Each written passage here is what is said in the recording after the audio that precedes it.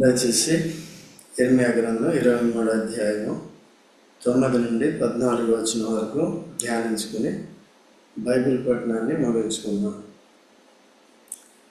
ప్రవక్తలను గూర్చినది. యెహోవాను గూర్చి ఆయన పరిశుద్ధమైన మాటలను గూర్చి నా గుండె నాలో పగులుచున్నది. నా ఎముకలన్నీ కదులుచున్నవి. నేను మత్తిల్లిన వాని వలెను ద్రాక్షరసవసుడైన బలాఢ్యుని వలెను ఉన్నాను. ప్రవక్త అయిన యిర్మీయా ఇటువంటి పరిస్థితి తన హృదయంలో కలిగి ఉన్నాడు. ప్రవక్తలను గురించి దేవుడు నియమించిన ప్రవక్తలు లేక తమ సొంతంగా దేవుడు నాతో మాట్లాడాడని చెప్పేసే ప్రవక్తలు ఆ దినాల్లో కూడా ఎక్కువ ఉంటూ వచ్చారు. ఈ దినాల్లో కూడా బోధకులు అట్లాగే చేస్తున్నారు. దేవునికి అనుకూలంగా ఉండే బదులు సాతానికి, లోకానికి అనుకూలంగా ఉండే బోధలు మనం ఎక్కువ ఉంటాం. అది దైవ చిత్తం చేయాలి, యథార్థమైన భక్తి కలిగి ఉండాలి, సత్యాన్ని అనుసరించి నడుచుకోవాలనేవారు జాగ్రత్త పడతారు. మిగిలిన వారంతా పై మాటలను చూసి వారు మోసపోతూ ఉంటారు. మార్పు అనేది రాదు కనుక భూ సంబంధమైన వాటినే వారు వెతుకుతూ ఉంటారు. కనుక బహు జాగ్రత్తగా ఉండాలి. ఇక్కడ యెహోవాను గూర్చి ఆయన పరిశుద్ధమైన మాటలను గూర్చి, దేవుని మాటలు ఎటువంటివంట పరిశుద్ధం. ఎందుకు పరిశుద్ధమైనవి అంటే మన దేవుని మాటలు ఎప్పుడు కూడా మనల్ని పరిశుద్ధపరిచేటట్టుగా ఉంటాయన్నమాట. దేవుని మాటలు పరిశుద్ధపరిచే. ఇప్పుడు చూడండి, ఆదామవులు పాపులు కాకున్నట్లు వారికి ఆజ్ఞ ఇచ్చాడు. ఆ చెట్టు దగ్గరికి వెళ్ళొద్దు, తినొద్దని ఇచ్చాడు మాటలు. వాటిని ఉల్లంఘించారు కదా. అయితే అప్పటి నుంచే ఆదాము ద్వారా పుట్టిన వారంతా కూడా, మనమంతా కూడా పాపులం కాబట్టి ఇప్పుడు దేవుని మాటలు ఎందుకు వస్తున్నాయి? పాపిని పవిత్రుడిగా చేయటానికి, సాతాను సంబంధాలని, లోక సంబంధాలని దేవుని యొద్దకు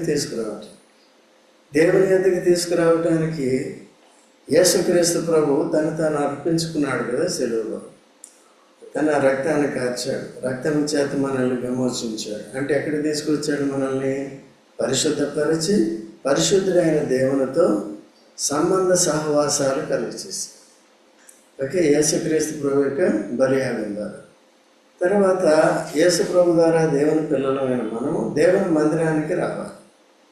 అంటే లోకం నుండి వేరు కావాలి కదా. చాలామంది ఆదివారం ఒక్కరోజు ఉంటే సరిపోతుంది కదా.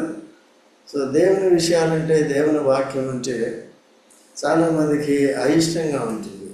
లేకపోతే ఇది చాలు, భూ సంబంధమైన పనులు ఎక్కువగా చేయటానికి ఇష్టపడతాం, కానీ ఈ ఆత్మీయ విషయాల జోలికి రామన్నమాట. అయితే దినదినము కూడా దేవుని వాక్యం మనకి చాలా అవసరం. ఎందుకంటే మనము ఏం కావాలంటే దినదినము పరిశుద్ధపరచబడాలంటే ఏం చేయాలి? దేవుని యొక్క పరిశుద్ధపరిచే మాటలు మనకి కావాలి. పరిశుద్ధపరిచే మాటలు అంటే ఏంటి? మనం చేసే తప్పులను చూపిస్తుంది అన్నమాట.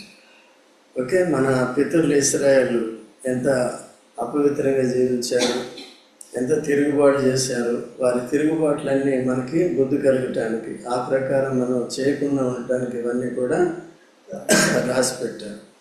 అందుకనే జాగ్రత్తగా చూసుకోవాలి. ఈ పరిస్థితిని చూసినప్పుడు ఆయన గుండె నాలో పగులుచున్నది, నా ఎముకలన్నీ కదులుచున్నవి. నేను మత్తిల్లిన వాని వలెను ద్రాక్షారసవశుడైన బలాఢ్యుని వలెను ఉన్నాను. కాబట్టి ఈయనకే ప్రవక్త వింటున్నప్పుడు దేవుని మాటలు, ఆయనే ప్రవక్త భయపడుతున్నాడు అన్నమాట. ఒక పక్కన ప్రజలను చూసినప్పుడు వారు ఎంత అవిధేయులు, అంత అపవిత్రులుగా ఉంటున్నారు. వారు చెప్తే వినని వారుగా ఉంటున్నారు. దేవుడేమో పరిశుద్ధుడు, తానేమో ఈ వాక్య ప్రత్యక్షత అంతా కూడా యిర్మీయాకు తెలియజేస్తున్నాడు. సో వారికి చెప్పమని, వారు వినే పరిస్థితిలో లేరు. నేటి దినాల్లో కూడా అలాగుంటున్నారు చాలామంది. వినేదానికి వింటున్నారు కానీ చేయని వారుగా ఉన్నారు. సో ఎవరు ధన్యులు? వినేవారు ధన్యులా, చేసేవారు ధన్యులా? వినాలి ముందు, తర్వాత ఆ ప్రకారం చెయ్యాలి. సో లేకపోతే ఏమవుతుందంటే మనం కూడా దేవుని యొక్క తీర్పు దేవుని మందిరంలోనే స్టార్ట్ అవుతుంది. దేవుని మందిరంలో కూడా భక్తిహీనులు ఉంటారు, అశ్రద్ధ కలిగిన వారుగా ఉంటారు కదండి. సో ఈ పరిస్థితులన్నింటిని బట్టి అందుకనే దేవుని ప్రజలకు అనుదినము కూడా దేవుని వాక్యం చెప్పకూడదు. చెప్పినప్పుడు శ్రద్ధగా మనం విని దాన్ని గ్రహించి ఆ ప్రకారం భయభక్తులు కలిగి జీవించాలి. 10వ వచనం, దేశము వ్యభిచారులతో నిండి ఉన్నది, జనుల నడవడి చెడ్డదాయం. సరే, వారి శౌర్యము అన్యాయమునకు ఉపయోగించుచున్నది కనుక శాపగ్రస్తమై దేశము దుఃఖపడుచున్నది, ఎండిపోయిన. చూసారా ఇక్కడున్న మాటలో దేశం అంటే ఇశ్రాయేలు దేశము ఏమైపోయిందంటే వ్యభిచారులతో నిండి ఉన్నది. ఏ వ్యభిచారులు? వ్యభిచారాలు 2 రకాలు. ఒకటి మానవ వ్యభిచారము, రెండోది దేవునికి నమ్మకంగా ఉండకుండా విగ్రహారాధన వైపు వెళ్ళిపోవటం. లేకపోతే విగ్రహారాధన చేయకపోయినా సరే దేవునికి అర్పించవలసిన బలులు అర్పించకుండా ఉండటం, దేవుని సన్నిధిని గణపరచకుండా ఉండటం, నియామక కోడికలకు రాకుండా ఉండటం, దేవునిని కానీ దేవుని మందిరాన్ని కానీ నిర్లక్ష్య పెట్టడం, వాక్యం వినకుండా ధర్మశాస్త్రం వినకుండా చెవులు మూసుకునేవారు. అందుకనే ఎజ్రా గ్రంథంలో మనం చూసినప్పుడు ఎజ్రా వారికి ధర్మశాస్త్రాన్ని వినిపించినప్పుడు 70 సంవత్సరాల తర్వాత బబులోను చెర నుంచి ఇశ్రాయేలు తిరిగి వచ్చినప్పుడు వారికి తిరిగి ధర్మశాస్త్రాన్ని వారికి బోధించినప్పుడు వారంతా ఏం చేశారండి? ఏడ్చారు. మన పితరులు ఇలా చేశారా, మనం ఇంత పాపం చేశామా, కాబట్టి ఈ పరిస్థితి అంతా వచ్చిందా అని ఏం చేశారు? బహుగా ఏడ్చారు, బహుగా రోధించారు. సో ఈ దినాల్లో దేవుడు విరిగినడిగిన హృదయం అంటే అదే. ప్రతి వారు విరిగినడిగిన హృదయంతో ఆరాధిస్తున్నానంటారు. నిజమైన పశ్చాత్తాపం ఉండాలి, అది విరిగినడిగిన. ఓకే, నిజమైన పశ్చాత్తాపం కలిగి ఉండాలి. కాబట్టి ఆత్మ సంబంధమైన వ్యభిచారముతో నిండినది తమ దేవుని విడిచిపెట్టి వేరొక లేకపోతే అన్య దేవతల వైపు వెళ్ళిపోవటం కానీ, లేక భక్తిహీనులుగా ఉండటం కానీ, ఇవన్నీ ఇలా చేయటం ద్వారా దేశమంతా ఎవరితో నిండిపోయింది? జనుల నడవడి చెడ్డదాయని. దేవుడు మన నడవడిని కూడా చూస్తారు. వారి శౌర్యము అన్యాయములకు ఉపయోగించుచున్నది కనుక శాపగ్రస్తమై దేశము దుఃఖపడుచున్నది. వారి శౌర్యం అంటే వారి బలం కదండి. వారి బలం దేనికి ఉపయోగిస్తున్నారంట? అన్యాయం చేయటానికి. కొత్త నిబంధనలో కూడా యేసు ప్రభు వచ్చే వరకు లోకంలో ఏముంది? అన్యాయం ఉంది. ప్రతి చోట అన్యాయం ఉంది. చూడండి, మీరు పనిచేసే దగ్గర కానీ, ఇంకో దగ్గర అన్యాయం చూడండి. ఎక్కడ చూసినా అన్యాయం. ఎవరిని నమ్మటానికి లేదు. లోకం ఏం చేస్తుంది? ఆశ చూపి మోసం చేస్తుంది. అదే పరిస్థితి. అందుకని ఎవరిని నమ్మే పరిస్థితి లేదు. జాగ్రత్తగా ఉండాలి. అయితే మనం అలా ఉండకూడదు. దేవుని బిడ్డలమైన మనం యేసు రక్తం చేత కడబడి మనం పరిశుద్ధతను కాపాడుకోవాలి. పరిశుద్ధులుగా ఉండి దేవుని సేవించాలి. సేవలో ప్రధానమైన దేవుని ఆరాధించుట, తర్వాత ప్రార్థన, దైవ చిత్తానుసారంగా ప్రార్థన చేయుట, యేసుక్రీస్తు ప్రభుని ఇతరులకి ప్రకటించుట, ఇవన్నీ కూడా మనం చేయవలసిన వారిగా ఉన్నాం. కనుక వారి శౌర్యము ఏమవుతుందంటే అన్యాయంలోకి ఉపయోగించుతున్నది కనుక ఆ దేశంలో ఉన్నవారు శాపగ్రస్తమైన దేశం ఏమవుతుంది? అది. కాబట్టి దేవుని ఆశీర్వాదం లేనప్పుడు, శాపం వచ్చినప్పుడు మనుషులకు దుఃఖమే ఉంటుంది. కాబట్టి మనం వ్యక్తిగతంగా కానీ మన కుటుంబాలు కానీ ఇటువంటి పరిస్థితికి గురి కాకుండా శ్రద్ధ భక్తి కలిగించాలని మనం నడుచుకోవాలి. తర్వాత 12వ వచనం 11. ప్రవక్తలేమి యాజకులేమి అందరూ ఎవరండి? ప్రవక్తలు. ప్రవక్తలు అంటే ఎవరు? దేవుడు చెప్పిన మాటలను ఎవరికి చెప్పాలి? తప్పు చేస్తున్న వారు కానీ ఒప్పు చేస్తున్న వారు కానీ దేవుడు ఏది చెప్పమంటే అది చెప్పాలి.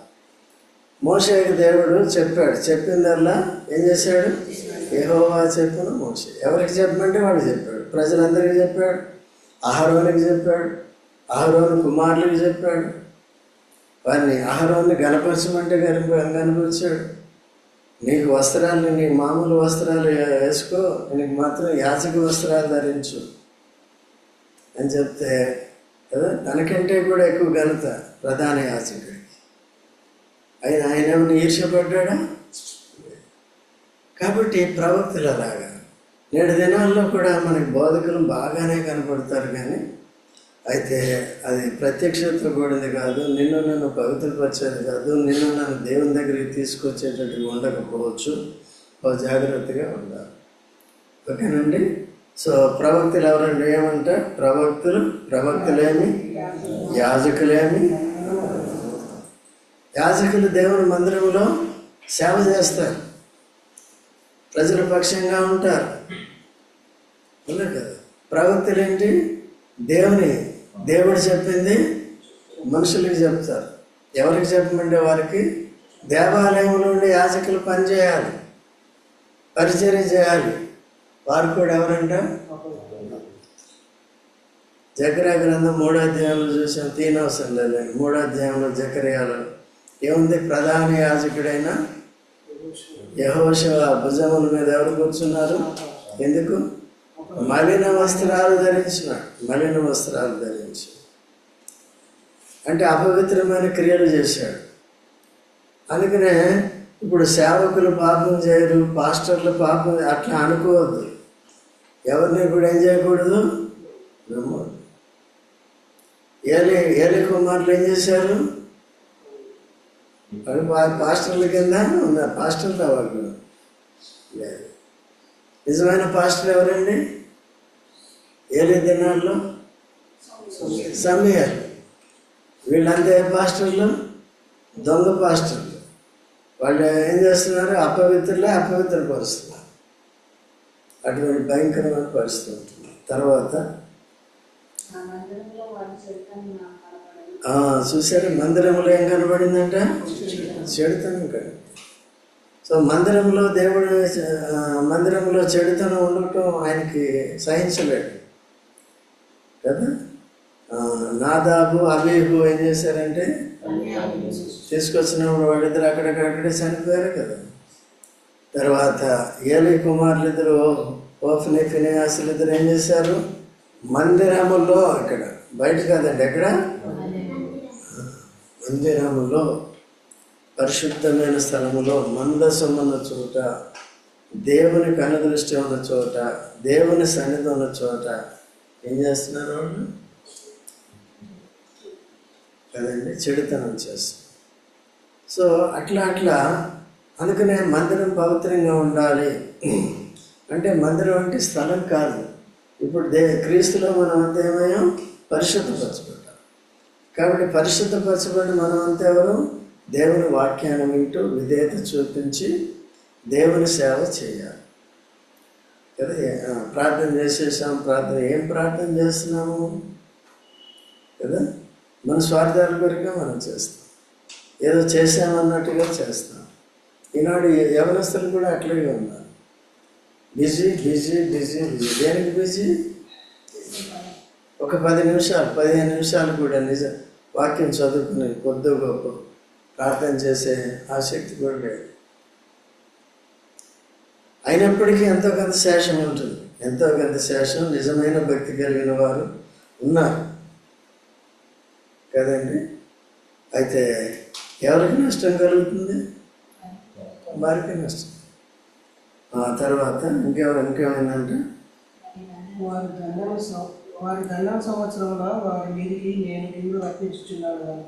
చూసారా, వారి దండన సంవత్సరమున ఒక సంవత్సరం పెడతాడు.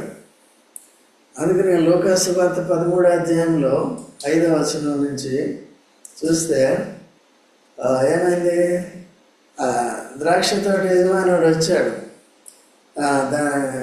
తోటమాలిని అడిగాడు కదా, ఏమైంది అంటే ఈ సంవత్సరం ఫలించలేదు, ఈ సంవత్సరం 3 సంవత్సరాలు కదా ఫలించలేదు, 2 సంవత్సరాలు ఫలించలేదు. చూడండి 5వ వచనం, లోక 13:5 నుంచి 6వ వచనం చదవండి. వారితో ఉపమానము చెప్పాను. ఉపమానం అంటే ఈ రీతిగా రియాలిటీ ఉంటుందని చెప్పడం. ఒక మనిషిని ద్రాక్ష తోట ఉండెను, ఏది దొరకలేదు.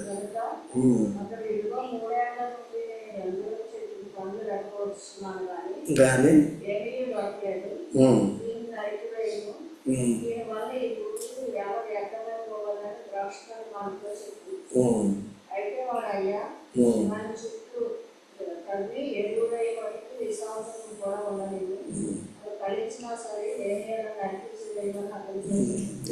వాక్యం చెప్తాను, వాళ్ళు సరి చేసుకుని ఆత్మీయంగా ఫలిస్తారేమో అని ఏం చేస్తున్నారండి. ఆ తోట మారి ఎంత మంచోడో చూడండి. ఈవెన్ మోషే కూడా అట్లాగే. మోషే దేవుడితో ఏమన్నాడంటే, దేవుడు మోషేతో ఏమన్నాడంటే, మోషే వీళ్ళు విగ్రహారాధన చేస్తున్నారు, నాకు దోషాన్ని పుట్టిస్తున్నారు, వీళ్ళని సంహరించి నిన్ను గొప్ప జనంగా ఏమన్నాడు. ఓకే అన్నాడా? స్వార్థం ఏమాత్రం కూడా లేదు. ఎవరినండి? స్వకీయమైన ఏమాత్రం అది పెట్టలేదు. ఎవరండి? యేసు ప్రభు కూడా ఈ లోకంలో ఉన్నప్పుడు స్వకీయమైన ఏమాత్రము వెదకిన వాళ్ళే తమకిచ్చిన పరిచర్య చేయగలుగుతారు. తమకి ఆ పరిచర్యలో వచ్చిన శ్రమలన్నింటినీ కూడా, దరిద్రతనంతటినీ కూడా సహించగలుగుతారు, అవమానాన్ని అంతటినీ కూడా సహించగలుగుతారు. యేసు ప్రభు అట్లా సహించాడు కాబట్టి మోషే కూడా అట్లా సహించాడు. మోషే కూడా యేసు ప్రభుకి ముంగుర్తుగా ఉన్నాడు. ఎందుకంటే మధ్యవర్తి విషయంలో అయ్యా ఐగుప్తు నుంచి జనాన్ని తీసుకుని వెళ్ళి దేవునికి చేతకాక అరణ్యంలో సంహరించారని వాళ్ళు అన్ని జనులు అనుకుంటారు, ఐగుప్తీయులు అనుకుంటారు. నీ నామం దూషణ పాలవుతుంది, వద్దు అని దయతో క్షమించమని అడుగుతారు. ఒకవేళ వారిని క్షమించకపోతే జీవగ్రంథంలోని నా పేరు తుడిసివేయి అంటాడు. దేవుడు కొద్దిగా సలపెట్టాడు. అలా యేసుక్రీస్తు ప్రభు ఏం చేశాడు? ఏకంగా ప్రాణమే పెట్టేశాడు కదండి. మనందరి పేర్లు జీవగ్రంథంలో రాయించడానికి, మనందరినీ కూడా నిత్య నరకం నుంచి మనల్ని విడిపించడానికి భూమి తన ప్రాణాలను కోల్పోయాడు కదండి. మనకి నిత్య జీవం ఇవ్వటానికి, పరిశుద్ధపరచడానికి, దేవునితో సమాధానపరచడానికి, దేవుని రాజ్యానికి వారసులుగా చేయటానికి. ఈ లోకంలో జీవనంత కాలము భక్తిహీనులుగా ఉండకూడదు. ప్రవక్తలు నిజమైన ప్రవక్తలుగా ఉండాలి, యాజకులు పవిత్రులుగా ఉండే వారి యాజక ధర్మం జరిగించాలి. సో ఎవరి ఇచ్చిన పరిచర్య వారు ఏం చేయాలి? చేయాలి. సో కాబట్టి అట్లా మోషే లాంటి ప్రవక్తలు ఆ విధంగా ఉంటూ వచ్చారు. నేటి దినాల్లో కూడా మనం జాగ్రత్తగా చూసుకోవాలి. ఈ పరిచయం ఎక్కువ కూడా ఏంటంటే స్వకీయ మహిమ కోరుకునే వారు ఉంటారు. నాకు ఘనత గౌరవాలు వస్తాయని, ఇంతమంది నన్ను అభిమానిస్తారని, ఇంతమంది నన్ను ప్రేమిస్తారని, ఇంతమంది నాకు డబ్బులు ఇస్తారని. సో అట్లా అయిపోతుంది అన్నమాట. అందుకనే కొద్దిగా జాగ్రత్తగా ఉండి మనం భక్తి విషయంలో పొరపాటు చేయకుండా జాగ్రత్తగా ఉండేది నేర్చుకోవాలి. కనుక ఇంకేముంది, వారి దండన సంవత్సరం నేను వారిని ఏం చేస్తాను? రప్పించున్నాను. అట్లాగే అంజూరపు చెట్టు ఏమైంది? తోటమాలి అడ్డుపడ్డాడు కాబట్టి ఇంకో సంవత్సరం అది మార్చుకుంటారు. దేవుడు కూడా దీర్ఘశాంతం కలిగిన వాడు. మన జీవితాన్ని ఎందుకు పొడిగిస్తున్నాడు? మార్చుకోవాలి. ఓకే అండి. సో దేవుని వాక్యాన్ని తిరస్కరించడం ద్వారా, దేవుని సన్నిధికి దూరం అవటం ద్వారా మనం అనేక సార్లు అపవిత్రం అవుతున్నాం. అలా లేకుండా జాగ్రత్తగా ఉండాలని దేవుని వాక్యం ద్వారా మనం హెచ్చరింపబడుతున్నాం. కనుక గాఢాంధకారంలో నడుచువానికి జారుడు నేల వలె వారి మార్గం ఉండను పై పడిపోయేదరు. ఇదే యెహోవా. ఏమేమి జరుగుతుందో, వారు అపవిత్రులుగానే ఉంటే ఏం జరుగుతుందో ఇక్కడ రాశారు. ఆ దండన ఎట్లా ఉంటుందంటే, గాఢాంధకారంలో నడుచువానికి జారుడేది. అంధకారంలో నడుస్తున్నాడు, కింద నేలంతా బురదగా ఉంది. ఏమవుతుంది? పగలే ఆ జారుడి నేల మీద నడిస్తే ఎట్లా ఉంటుంది? నేను కూడా చిన్నప్పుడు పడిపోయాను, చాలాసార్లు పడిపోయాను. మీరు కూడా పడిపోయి ఉంటారు కదా, నడిచి ఉంటారా? అక్కడ గోదావరి డిస్టిక్లో జిగటమన్న ఎక్కువ ఉంటుంది. ఆ రోడ్లన్నీ కూడా ఇట్లా ఉండవుగా, తార్ రోడ్లు. కాబట్టి పడిపోయేవాడు చాలాసార్లు. ఓకేనా? కాబట్టి ఇది రాత్రి వేళ అన్నమాట. జారుడి వలె ఉంటుంది. తర్వాత దాంట్లో ఇంకేమవుతారంట? తరమబడి. జారుడి నేల మీద పెట్టి తరిమితే ఎట్లా ఉంటుంది? నడిస్తేనే పడిపోయే పరిస్థితి అట్లా ఉంటుందండి. ఆ తర్వాత షమ్రోను ప్రవక్తలు గట్టిగా స్పష్టంగా చెప్పు. ప్రవక్తలు అవివేక క్రియలు చేయగా, ప్రవక్తలు ఏం చేస్తున్నారండి? అవివేక క్రియలు. దేవుడు చెప్పిన మాటల ప్రకారం చేయటం వివేకము, దేవుని మాట ప్రకారం చేయనిది అవివేకం. ఇప్పుడు బిలాము వివేక అవివేక? అవివేక. సరే, ఎందుకంటే అన్య రాజుకి మేలు చేయాలి. దేవుడు ఆశీర్వదించిన దేవుని ప్రజలు ఇశ్రాయేలుకి శాపం చెప్పించాడు. దేని కొరకండి? ఘనత గౌరవాల కొరకు, డబ్బు కొరకు. సంఖ్యాకాండం 22, 23 అధ్యాయాల్లో తన గత ఏమైపోయిందండి? ఇలాంటి వాళ్ళు ఉంటారు. కాబట్టి చాలా జాగ్రత్తగా ఉండాలి. ఓకేనా? తర్వాత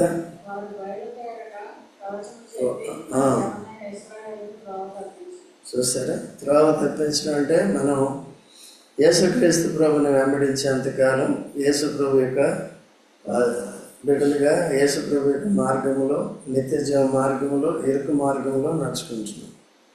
సో పాత నిబంధనలో దేవుడిచ్చిన ఆజ్ఞల ప్రకారం కాకుండా, పాత నిబంధన ప్రకారం కాకుండా, నేను తప్ప నీకు వేరొక దేవుడు.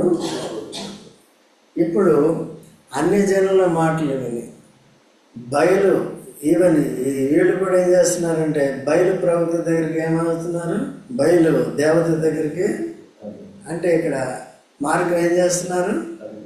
ఏదైనా తోటలో 2 వృక్షాలు పెట్టాడు ప్రధానంగా. ఒకటి నిత్య జీవ వృక్షము, రెండవది మంచి చెట్లు తెలియనిచ్చి చంపే వృక్షం, దేవుని నుంచి దూరం చేసే వృక్షం, దేవుని సన్నిధి నుంచి దూరం చేసే వృక్షం. దాని దగ్గరికి వెళ్ళొద్దు, చచ్చిపోతారని చెప్తే కూడా ఎక్కడికి వెళ్ళారు? దాని నుంచి మనల్ని విడిపించడానికి జీవవృక్షానికి గుర్తుగా ఉన్న యేసు ప్రభు వచ్చి మన కొరకు చనిపోయి తిరిగి లేచి మళ్ళీ మనల్ని ఏం చేస్తున్నాడు? తనతో ఐక్యపరుచుకుంటున్నాడు. తన మరణ పునరుద్ధానాల్లో ఐక్యపరుచుకుంటున్నాడు. కాబట్టి మా యేసు ప్రభుతో చనిపోయి సమాధి చేయబడి మనం కూడా ఏం చేసాం? తిరిగి లేచాం. అదే మన విశ్వాసం. కాబట్టి ఆ విధంగా నిత్య జీవంలోనికి మనం దాటించాడు. అందుకనే మార్గాన్ని మార్చుకోకూడదు. మనం వాళ్ళు వచ్చి ఏదో చెప్తూ ఉంటారు, జాగ్రత్తగా ఉండాలి. ఇంక వేరే మాటలు వినకూడదు. ఒకవేళ ఏదైనా ఎవరైనా వచ్చి చెప్పినప్పుడు, వేరే రకంగా చెప్పినప్పుడు వెంటనే మాకు చెప్పాలి, మీరు వచ్చి అడగాలి, ఇది కరెక్ట్, అది కరెక్ట్. అందుకనే కౌన్సిలింగ్ మీటింగ్ పెట్టాం. వచ్చి ఏం చేయాలి? తెలుసుకోవాలి.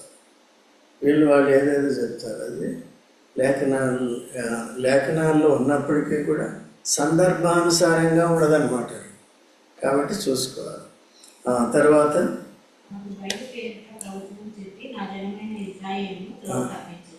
బయలు పేరంటే చెప్పి ఏం చేశారండి? ఇంకెందుకంట పేరు ఎవరిది? యెహోవా ప్రవక్త కదండి. అట్లాగే యేసు పేరుడు వచ్చి కూడా ఏం చేస్తారండి? సేవకు వచ్చి దేవుని కుమారుడు కాదు, ఇది కాదు, అది కాదని చెప్తారు. కాబట్టి బహు జాగ్రత్తగా మనం ఉండాలి. తర్వాత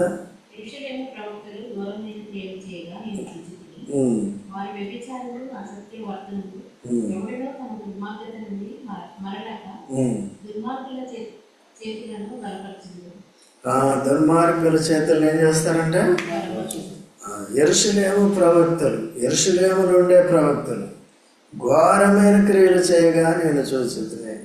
ఎవరు చూశారు? ఎవరు చూశారు? యిర్మీయా చూశాడు. ఎవరిని చూశాడు? దొంగ ప్రవక్తని చూశాడు. ఏం చేస్తున్నారండి వాళ్ళు? ఘోరమైన క్రియలు చేస్తున్నారు కదండి. కాబట్టి ఘోరమైన క్రియలు అంటే ఏకంగా బయలుగుళ్ళు కట్టడం కానీ, లేకపోతే వాటి వైపు ప్రజలు ఏం చేస్తున్నారు? వాళ్ళు త్రోవ తప్పించడం, మళ్ళించడం, ఇవన్నీ చేసి ఏం చేస్తున్నారు? ఎక్కడ? యెరూషలేములో. యెరూషలేములో మహారాజు పట్టణం అది, దేవాది దేవుని పట్టణం అది. నా మందిరమును మీ మధ్యలో ఉంచేదను అన్నాడు. అక్కడే ఉంది మందిరం. ఇక్కడ నాకు అనుదృష్టి ఎల్లప్పుడూ ఉండను. ఇక్కడ చేసే ప్రార్థనలకి నేను నా చెవి ఎక్కుతానని చెప్పాడు. ఇది ఇక్కడ ఉంది కదా, ఈ స్థలం ముందు చేయు, అది అక్కడే, ఇక్కడిది కాదు, ఇది అక్కడిది కాపీ పెట్టాను. కానీ అట్లా చేయాలి. ఓకే. కాబట్టి వారు వ్యభిచారులు. వ్యభిచారాలు ఎన్ని రకాలు? ఆత్మీయ వ్యభిచారం కదండి. పవిత్రమైన బంధాలు, పవిత్రమైన బంధాలు ఏంటవి? పవిత్రమైన బంధాలు ఏంటి తెలుసా? తెలీదా? ఒకటి దేవుడితో ఉండే బంధం, రెండోది తల్లిదండ్రుల బంధం, మూడోది వివాహ బంధం కదా. భర్త భార్య ఇద్దరికి కూడా ఒకరికొకరు నమ్మకంగా ఉంటే అదే బంధం. అది ఓకే అండి. రెండోది తల్లిదండ్రులు. ఎవరండి? ఎవరు తల్లిదండ్రులు?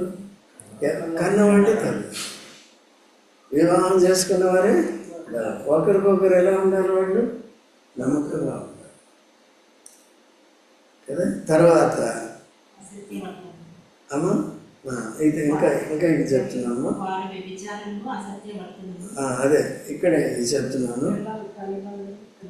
తల్లిదండ్రులు, పిల్లలు, దేవుడు. ఇప్పుడు మనకి యేసు ప్రభువేనా ఇంకెవరైనా ఉన్నారా? యేసు ప్రభువుని పక్కన పెట్టి ఇంకొకరి దగ్గరికి వెళ్తే, యేసు ప్రభువుని పక్కన పెట్టి లోకంతో స్నేహం చేస్తే, అందుకనే యాకోబు అంటున్నాడు, వ్యభిచారులారా, ఈ లోక స్నేహము వైరమని మీరు ఎరగరా. చూసారా? లోక స్నేహం కూడా ఏంటిది? లోకంతో స్నేహం చేశాం అనుకో దేవుడి దగ్గర. తోమ ఏం చేశాడు? 2 తిమోతి 4:10 ఏం చేశాడు? ఏ లోకమును స్నేహించి తోమ కాదు, ఆయన పేరు దేమ ఏం చేశాడు? అపోస్తలుడు పౌలుతో ఎంత ఆధిక్యత ఉండేది. ఏం చేశాడు? పౌలు దగ్గర నేర్చుకోవాల్సినవి నేర్చుకోవచ్చు. ఆయనకి సేవ చేసిన దేవుడికి సేవ చేసినట్టుగా ఉంటుంది. ఆయన వ్యక్తిగతంగా ఆయన కాళ్ళు పట్టుకుని చెప్పులు మోసిన ఎంతో ధన్యత ఉంటుంది. అటువంటి ఆధిక్యత కలిగిన వాడు ఏం చేశాడు? లోకంలో ఏమైపోయాడు? చెప్పండి, ఏమైపోయాడు? వ్యభిచారిని అయిపోయాడు. లోక స్నేహము అట్లా ఉండకూడదు. తర్వాత ఇప్పుడు చెప్పమ్మా, అసత్యవర్తనలు. అసత్యవర్తనలు అంటే ఎవరు? సత్యాన్ని అనుసరించిన వారు కదా. ఈ లోకం అంతా అసత్యంలో ఉంది. మనం ఎవరిలో ఉన్నామండి? చూడండి, మొదటి యోహాను పత్రిక 5వ అధ్యాయం 20వ వచనం. మొదటి యోహాను పత్రిక 5:20. మొదటి యోహాను ఎరుగవలనని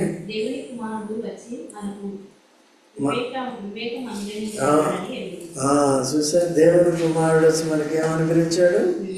వివేకం అనుగ్రహించాడు. ఎవరి దేవుడు, ఎవరి దెయ్యం, ఏంటి లోకం, ఏది దైవ సంబంధమైంది, ఏది సత్యం, ఏది అసత్యం, దీని అంతటిని కూడా యేసు ప్రభుని కలిగిన వారే జ్ఞానం కలిగిన వారు, ఆత్మీయ జ్ఞానం. తర్వాత చదువు.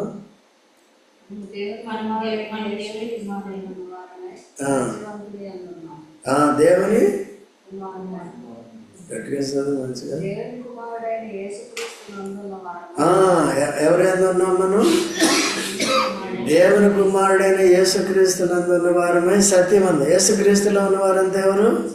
సత్యవంతులు. సత్యవంతుని ఉన్నారు. తర్వాత ఎవరిని నిజమైన దేవుడు? యేసు ప్రభు. యేసు ప్రభువే నిజమైన దేవుడు, నిత్య జీవం. చివరికి మానవుడికి పాపికి కావాల్సింది ఏంటి చెప్పండి? ఇప్పుడు నిత్య జీవం. నిత్య జీవం కావాలంటే ఎవరిస్తారు? సత్యవంతుడు ఇస్తారు. సత్యవంతుడిలో ఏముంది? నిత్య జీవం ఉంది. కాబట్టి తాత్కాలికంగా చనిపోయాడు, తిరిగి లేచాడు, ఇంకెప్పుడైనా చచ్చిపోతాడా? నాలో నిత్య జీవం. ఆ నిత్య జీవం ఎవరికి ఇస్తాడు? సత్యవంతులకు ఇస్తాడు. ఈ ఇశ్రాయేలు ప్రజలు కూడా విమోచింపబడి దేవుని ప్రజలుగా ఉండి మళ్ళీ ఏం చేస్తున్నారండి? అసత్యంగా. అందుకనే పేతురు కూడా చెప్తాడు, 2వ పేతురు 2వ అధ్యాయం 20వ వచనంలో, కుక్క తన వాంతికి తిరిగినట్టు ఆ కడగబడిన పంది బురదలోకి వెళ్ళిపోయినట్టు ఉండకూడదు. దానికంటే కూడా అట్లా వెళ్ళిపోతే తిరిగి అపవిత్రతలోకి, లోకంలోకి వెళ్ళిపోవటం కంటే అసలు మీకు ఈ సత్యం ఎరగకుండా ఉంటేనే మంచిది. ఎరిగిన తర్వాత తప్పు చేసిన దానికంటే కూడా ఎరగకుండా ఉంటే మంచిది. ఎరగకుండా ఉంటే లోకాన్ని పంది బతికే బతుకు, కుక్క బతికే బతుకు, ఇష్టానుసారంగా శరీర జీవితం జీవించు, సాగు వెళ్ళిపో. ఈ శరీరంలో పుట్టిన దాన్ని బట్టి, చేసిన క్రియలను బట్టి ఆ శిక్ష నీకు తగిందే. తర్వాత అటు ఇటు కాకుండా ఉంటే అటు ఇటు కాకుండా అయిపోతాం లోతులాగా. లోతులాగా ఇప్పుడు ఎక్కడున్నాడు కదా? ఇశ్రాయేలు జనాంగంతో లేడు. ఏమైపోయాడు? అపవిత్రమైన జనాంగానికి తండ్రి అయ్యాడు. తర్వాత ఏదోం ఏమయ్యాడు? ఏశావు ఏమయ్యాడు కదండి. భక్తి లేని వాళ్ళంతా ఏమవుతారండి?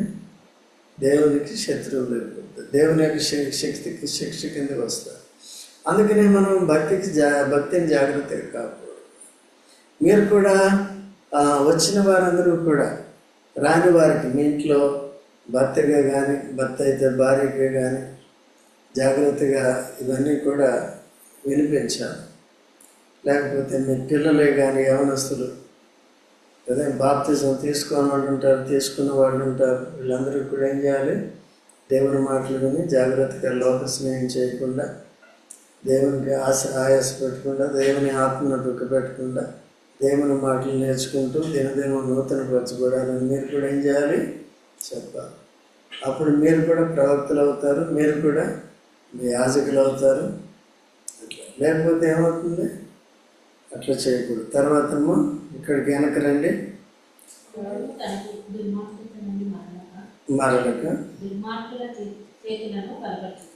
చూసారండి, దేన్ని బలపరుస్తారంటే దుర్మార్గుల చేతుల్లో బలపరుస్తారు కదా. కీడు చేసేవారిని, అన్యాయం చేసేవారిని, దొంగతనం చేసేవారిని ఏం చేస్తారండి వాళ్ళు? లోకం అంతే కదా, అట్లా ఉంటుంది. తర్వాత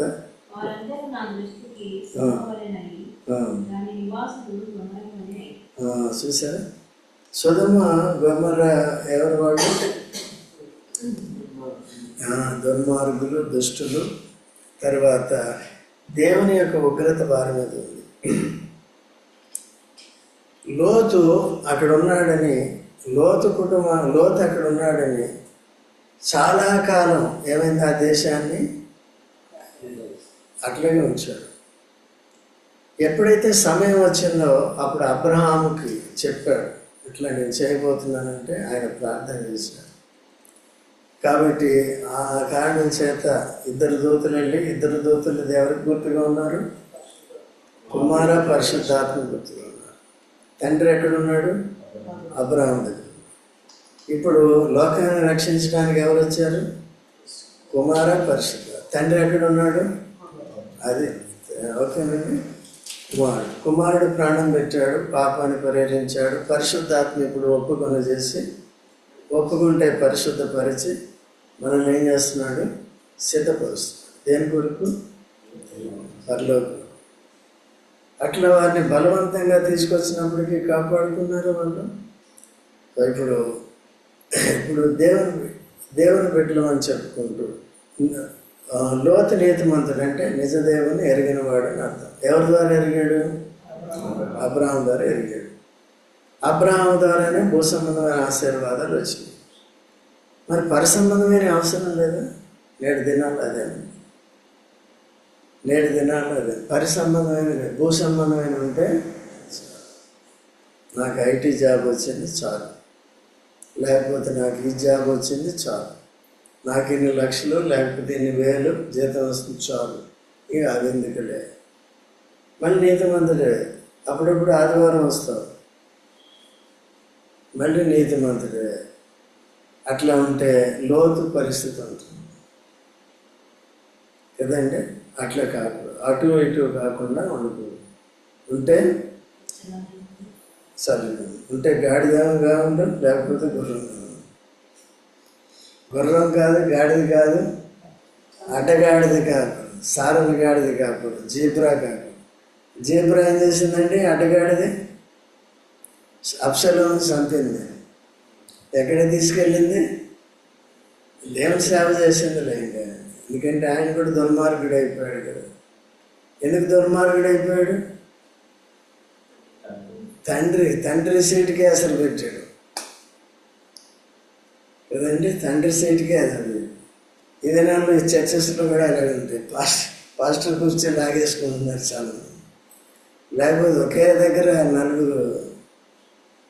ఇది అధికారం. ఇది ఏం చేయాలి? ఏమీ అంత ఏడుస్తున్నాడు చూడండి. నిజమైన సేవ చేసేవాడికి అది. దేవుని మాట వచ్చి, అయ్యా వాళ్ళు ఇలా చేస్తున్నారు అలా చేస్తున్నారు, వాళ్ళ మీద శిక్ష వస్తుందంటే ఈయనకి ఏడవాలో తెలియట్లేదు, నాబాలో తెలియట్లేదు. ఎవరికి? ఎంత బాధపడిపోతున్నాడంటే చెప్తే వినరు, మార్చుకోరు. ఇంత శిక్ష వస్తుందంటే కూడా జాలి చూపిస్తున్నాడు. ఎంతకాలం ఇట్లా అని నలిగిపోతున్నాడు. ఎవరండి? అంతకంటే నలిగేసి ప్రభు ప్రాణం పెట్టాడు కాబట్టి మనం జాగ్రత్తగా ఉండాలి. కనుక అంతేనమ్మా, ఇంకా ఉందా? అంతే. కాబట్టి ఈ మాటలు గుర్తుపెట్టుకున్న మనము జాగ్రత్తగా అనుదినం ఏం చేయాలండి? సమయం ఉండగా దేవుడు మాట్లాడుతున్నప్పుడు వినాలి, సరి చేసుకోవాలి. మన వరకే కాకుండా మన ఇంటిని కూడా సిద్ధపరచుకోవాలి. మీరే ఇంట్లో ప్రవక్తలు కానీ యాజకులు కానీ ఉండాలి. అట్లా చేసి జాగ్రత్తగా ఉందాం. ముగించుకుందాం.